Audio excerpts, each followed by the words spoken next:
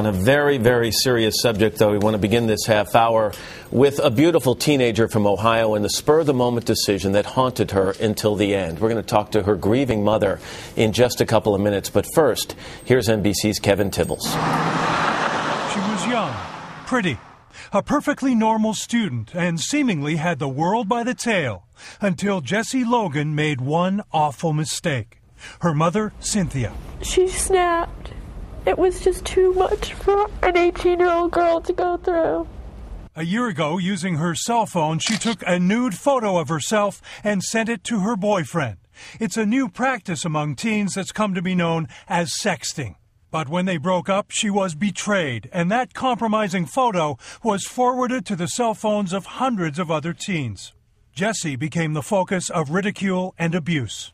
She was being attacked and tortured, actually, by people. Things were being thrown at her. Humiliated and frightened, last May, Jessie warned of the dangers of sexting by giving an interview in silhouette with her voice altered to NBC affiliate WLWT in Cincinnati. I still get harassed and stuff, and I'm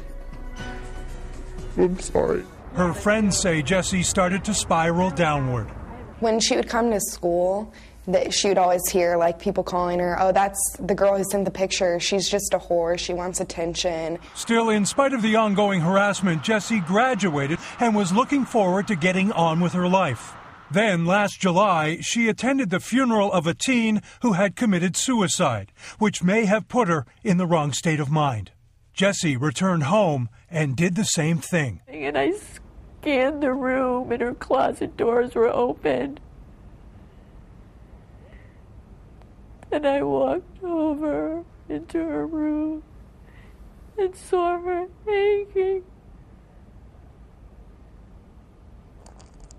Her cell phone was in the middle of the floor. You just never think that a person like Jessie would even think about doing something like that.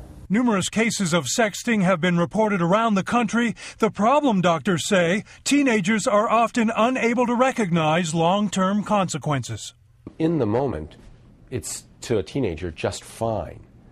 It's when it goes to the whole school or to the employer or to the college admissions office. That's when the trouble, and that's what they're not thinking about. It is something that haunted Jessie Logan. I just want to make sure that no one else will ever have to go through this again. A young girl's mistake, a lifetime of anguish for those she left behind. For today, Kevin Tibbles, NBC News, Chicago. Cynthia Logan is Jessie Logan's mother. Perry Aftab is an internet safety expert. Ladies, good morning to both of you. And Cynthia, our deepest condolences. I'm Thank sorry. you. How are you coping with this? It's been about 8 months. It's very difficult. It's still difficult. She's my only child. And I'm trying my best to get the message out there. We've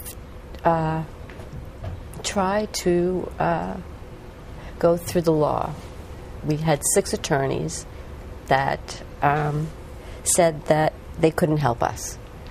The school in the very beginning, when my daughter went to the school and went to the officer, all he said was that he would go to the other school that was the picture was disseminated from, right. Speak to that 16-year-old and have her remove the picture and never speak to my daughter again. I know you were aware that Jessie was being harassed at school. She Yes. was starting to skip school. Were you aware of the magnitude of it, do you think? No, I only had snapshots, bits and pieces.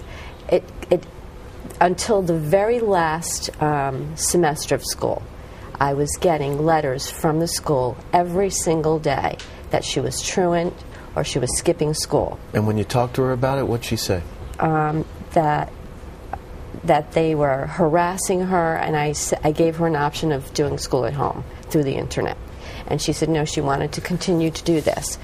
But I said, Jessica, you know, we really need to talk to the parents. She said, no, I need to do something else. I'm going to go on the news. And that's what she did. She did this. She felt that if you talked to the parents, it would open her up to even more ridicule because they would tell the... She was really afraid of these kids. As a parent, Cynthia, what gets me here is that prior to this mistake, this sexting episode, this is a normal young girl. This is not a girl with violent mood swings. She was vivacious. She was fun. She was artistic. She was compassionate. She was a good kid. And she had no idea that this pushing the send button to on the guy she was dating could ever spiral into that. This. Absolutely not. Harry, no laws? Are there There not are laws, laws, Matt, here. And when we talked about her being a good kid, a normal kid, those are the most of the ones that are sending out these images. 44% of the boys said that they've seen sexual images of girls in their school, and about 15% of them are disseminating those pictures when they break up with the girls. But when they do that, when they disseminate those images, if they are nude images, is there no law that covers that? There absolutely is a law. It depends on the age of the child. If somebody's under the age of 18, it's child pornography, and even the girl who posts the pictures can be charged. And they could be registered sex offenders at the end of all of this. Even at 18, because it was sent to somebody underage, it's disseminating pornography to a minor. There are criminal charges that can be made here. What I don't understand is if she sent it to this boy, it was between the two of them, okay?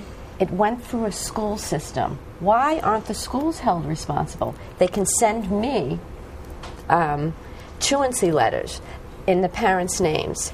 They can call me and tell me that she skipped school, but they will not send me a letter saying that there was a sex photo being Well, now schools are being there. held liable when they're not taking action in the case of real-life bullying and some cyberbullying. The question is jurisdiction, and once we start talking, at the end of the show, I hope that we're going to be working together, and I'm going to get her involved in a huge campaign to allow kids to understand consequences of this and allow schools to understand what they need to do to keep our kids alive. Is that, Cynthia, is that why you're talking now? Because you haven't spoken really much about this in the last 8 months. Is that what you'd like to see happen? Absolutely. Some sort of change of rules? Absolutely. The officer, as a matter of fact, called the local newscaster last night and told her that he gave my daughter the option of prosecuting. That wasn't so. Absolutely not true. And if he did, why didn't I get a notice in the mail that he gave her that option? I think parents who are watching this are probably going to be grabbing those cell phones and checking the computer a third and fourth time just to make sure that some lesson is learned from this. And if you don't ask, they won't tell. I think Absolutely you're brave to come out and talk about it. Absolutely. Cynthia, thank you very much. We appreciate it. And again, our condolences. Thank you. Perry, thanks. Thank you, Matt. Always good to see you.